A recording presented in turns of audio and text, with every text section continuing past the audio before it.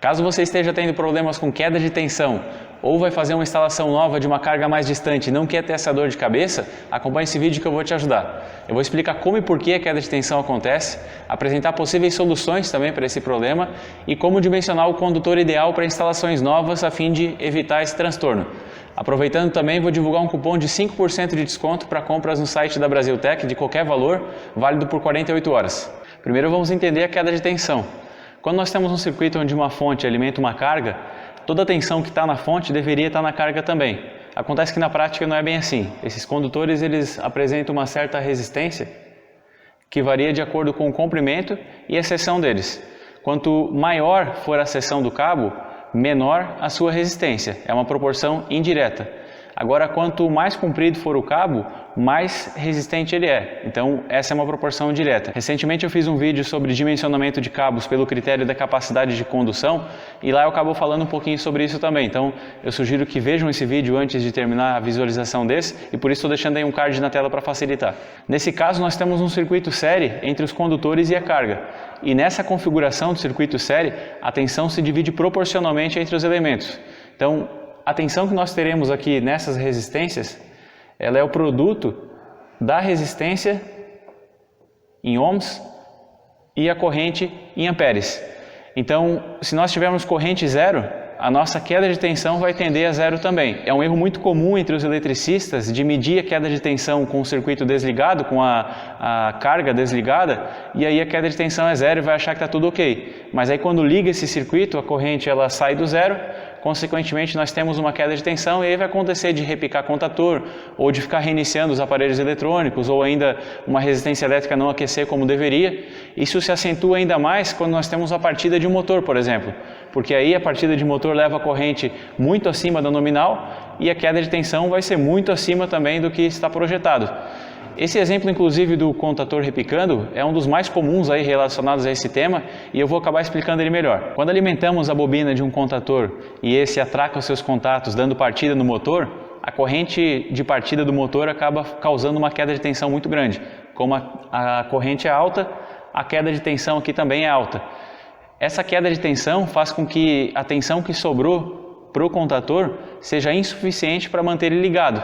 Então esse contator ele acaba desligando. Quando desliga, a corrente do motor ela acaba vindo para o zero, porque o contator abriu os contatos, a corrente caiu a zero, consequentemente a tensão volta para o valor nominal. E quando volta para o valor nominal, o contator volta a ligar. Quando ele liga novamente, acontece a mesma coisa, corrente de partida alta, queda de tensão acentuada e consequentemente a tensão que sobra ali para a bobina é insuficiente para mantê-la ligada. E esse processo fica se repetindo com uma frequência alta e acaba causando aquele ruído bem característico de contator repicando, acaba causando instabilidade na rede elétrica também, porque esse período transitório entre liga e desliga é sempre complicado. E há também um grande problema de desgaste, tanto no contator quanto na parte mecânica, que vai ficar acionando e desacionando. Isso vai ficar se repetindo até o motor ir ganhando aceleração. Em muitos casos o motor, a cada tentativa de partida, ele vai acelerando um pouquinho mais e a corrente de partida é cada vez menor, causando uma queda de tensão cada vez menor, até que ele estabiliza e o contator se mantém ligado. Ou muitas vezes vai ficar repetindo esse processo de liga e desliga até o contator estragar ou alguém ir lá e desligar porque escutou o barulho. Em seguida eu vou apresentar algumas possíveis soluções aí para esse problema, mas antes eu queria pedir para que deixem seu like, se inscrevam no canal e ativem o sino para receber notificações e ficar por dentro de todas as novidades. Com frequência nós postamos novos conteúdos técnicos que são de extrema importância para os profissionais elétricos. Para o caso específico do contator, há algumas formas diferentes de intervir. A mais simples delas, que é também paliativa, é abrir esse contator e fazer uma limpeza no local onde o núcleo se desloca para cima e para baixo, porque com o tempo a sujeira vai penetrando nesse local e vai criando uma resistência mecânica adicional. Assim, com essa limpeza, se reduz o esforço da bobina para movimentar esse contator e, consequentemente, se reduz a potência necessária para que esse movimento possa acontecer. Também há uma forma que é mudando o local do contator. Aqui eu representei um quadro, o motor e a rede elétrica. Pode-se também, em alguns casos, mudar o contator ou mudar o quadro todo para um local mais perto da rede elétrica. Então, o quadro ele sairia daqui e viria para esse local, por exemplo. O motor, lógico, permaneceria no mesmo local, porque se ele está ali provavelmente é porque é necessário, né? Mas o contator fica aqui, ele não sofreria com essa queda de tensão e somente o motor nesse caso sofreria. Outra forma é mudar o sistema de partida desse motor. Seria uma partida direta, de repente uma estrela triângulo acaba sendo suficiente para reduzir essa corrente de partida e acabar com esse problema. Se já é uma estrela triângulo, talvez uma soft starter ou uma partida compensadora. Agora, falando de modo geral, há outras formas de se corrigir esse problema da queda de tensão. Corrigir entre aspas, porque o que nós vamos fazer é deixar num nível aceitável, já que ela sempre vai existir e a sua intensidade vai variar de acordo com as circunstâncias aí do circuito. Voltando aqui para a lei de Ohm, nós temos que a tensão que vai se perder aqui no condutor, ela é igual à resistência dele vezes a corrente que ele vai conduzir. Então, nós podemos intervir tanto na sua resistência quanto nessa corrente e, como consequência, nós teremos uma queda de tensão, uma tensão que vai se perder nesse condutor menor. Se eu optar por atuar na corrente, eu posso fazer um estudo da minha carga e ver o que pode ser otimizado. Por exemplo, se minha carga ela for um galpão rural, onde a maior parcela do consumo é a iluminação. Nesse caso, eu posso substituir as lâmpadas por modelos de LED. O LED ele solicita uma corrente bem menor para atender o mesmo fluxo luminoso. Então, assim, eu consigo manter o mesmo padrão de iluminação, diminuir a corrente, consequentemente diminuir minha queda de tensão. De repente, se minha carga for de motor, por exemplo, eu posso corrigir o fator de potência desse motor e ter o mesmo efeito. Vou lá, instalo um capacitor, calculo um capacitor ideal para corrigir aquele motor em específico, faço uma correção de fator de potência local, diminuo a corrente e diminuo também a queda de tensão. Eu posso também atuar sobre a resistência do condutor, e uma das formas é reposicionando a minha carga, trazendo ela mais para perto da rede e encurtando os cabos. Como o comprimento dos cabos ele acaba influenciando na resistência deles, na resistência total dele, então se eu encurtar, eu consigo reduzir a minha resistência e consequentemente reduzir também a queda de tensão. De repente eu tenho uma bomba de irrigação que está lá no meio de um tanque, eu trago ela mais para perto da beirada ou de repente de alguma forma mais para perto do painel, encurto os cabos e tenho esse resultado. Também, em algumas circunstâncias, a NBR 5410 permite o uso de cabeamento em paralelo para alimentar uma carga. Então eu posso aproveitar todo o cabeamento que eu já tenho e instalar cabos em paralelo para alimentar 2 ou mais cabos por fase e assim também diminuir a resistência. Só que tem que ficar muito atento porque essa norma, a NBR 5410, estabelece alguns critérios para que isso seja feito. Alguns desses critérios, por exemplo, são que o condutor ele precisa ter o mesmo comprimento, os dois condutores que vão ser utilizados na mesma fase precisam ter o mesmo comprimento, eles precisam ter a mesma constituição também, a mesma seção nominal, nenhum pode ter qualquer tipo de interruptor, qualquer tipo de seccionamento nesse intervalo aí entre uma ponta e outra, e entre outros critérios que precisam ser observados na hora de fazer esse tipo de instalação. Há ainda também um método que é o mais convencional, principalmente em instalação nova, que é a utilização de um cabo com uma bitola específica, já que não vai permitir que essa queda de tensão seja maior do que o que foi projetado. Então, de repente, se eu já tenho a instalação feita, eu altero o meu cabo para uma seção maior, ou se eu ainda não tenho, é a principal solução para instalações novas, que é calcular o condutor ideal para aquela instalação e já utilizar o condutor correto. Antes de ensinar a calcular a seção mínima para atender o critério da queda de tensão, eu quero divulgar o cupom de desconto que eu prometi. Então, ele está aparecendo aí na tela, com ele você terá 5% de desconto para comprar qualquer valor no site da Brasiltec.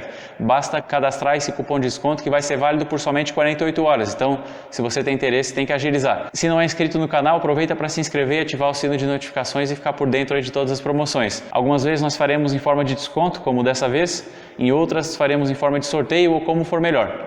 Para obter a seção mínima do condutor, a fim de atender esse critério da queda de tensão, eu preciso de algumas informações que, nesse caso, eu vou pegar informações aleatórias só para que a gente possa seguir com o nosso exemplo. Uma dessas informações é a corrente total, corrente de projeto ou a corrente consumida aí pela carga. Nesse caso, eu vou utilizar uma corrente de 40 amperes. Eu preciso também do comprimento total desse circuito. No meu caso, vai ser de 70 metros. Preciso também saber se ele vai ser monofásico, bifásico, que nesse caso é igual, não vai mudar, ou se ele vai ser trifásico. Nesse caso, vou considerar mono. E também preciso do percentual máximo de queda de tensão que vai ser admitido. A NBR 5410 diz que para circuitos terminais, o percentual máximo deve ser de 4%, e é o que nós vamos utilizar aqui. 4% de queda de tensão. Agora, eu vou pegar a minha fórmula que eu utilizo para realizar esse cálculo e colocar os valores dentro. Primeiro eu vou colocar aqui a fórmula. S é a bitola do cabo. Ela vai ser, esse valor aqui ele já vai ser dado em milímetros quadrados, então não vai ser necessário nenhuma conversão. Aí eu coloco 1,72 porque o meu cabo vai ser de cobre. Se o meu cabo não fosse de cobre, se ele fosse de alumínio, por exemplo, esse valor aqui deveria ser de 2,82. Como é cobre, é 1,72. Se fosse alumínio, 2,82. Então, 1,72 vezes o comprimento. O meu comprimento é de 70 metros. Vezes a corrente, que é 40 amperes. E vezes 2. Por que 2? Porque é monofásico. Se fosse bifásico, a mesma coisa. Porque a corrente elétrica ela passa por um condutor e retorna pelo outro condutor. Nós temos dois cabos, né? Ou fase neutra ou fase-fase. A corrente vai passar por um condutor e vai voltar pelo outro. Em circuitos trifásicos, eu devo multiplicar aqui pela raiz quadrada de 3. Eu não convém explicar nesse vídeo por que raiz quadrada de 3, mas tem a ver com sistemas trifásicos. Funciona um pouco diferente. A raiz de 3 é 1,73. Então, trocaria esse 2 por 1,73 se fosse trifásico. Como não é, vou manter o 2. Isso tudo aqui eu vou dividir por 220, que é a minha tensão nominal. Até acabei esquecendo de colocar aqui a tensão nominal, mas ela também entra nesse cálculo, a tensão nominal em volts. E multiplico também pelo 4, que é de 4% aqui. Nesse caso eu não coloco em decimal, não preciso colocar 0,04, vai direto o número 4 mesmo de 4%. Aqui também, então, esse coeficiente aqui é 1,72 porque é do cobre, poderia ser 2,82 do alumínio. 70 de 70 metros, essa unidade sempre tem que estar em metros. 40 de 40 amperes, também aqui eu preciso estar sempre em amperes. 2, porque é monofásico, se fosse bifásico também seria 2, ou se fosse trifásico 1,73. Aqui é minha tensão em volts e aqui o 4 de 4%. Isso tudo aqui vai resultar em 10,9. O que é 10,9? É milímetros quadrados. Então, nesse caso, o cabo de 10 milímetros, ele infelizmente vai acabar não atendendo, porque deu um pouco maior que 10. Então, eu preciso utilizar o cabo que tem imediatamente acima. Nesse caso, é o cabo de 16. Se eu utilizasse o cabo 10, eu teria uma queda de tensão maior que 4%. Nesse caso, eu não estaria atendendo a NBR 5410. Então, de repente, eu não quero investir essa diferença aí do cabo 10 para o cabo 16. Então, de repente, dá para adequar esse comprimento, talvez consiga reduzir o comprimento desse cabo de alguma forma, reposicionar a carga, ou ainda também diminuir um pouco essa corrente. Enfim, posso de repente mexer nesses valores aqui do cálculo para adequar esse valor de 4% e conseguir trabalhar com o cabo 10, já que ficou bem próximo, né?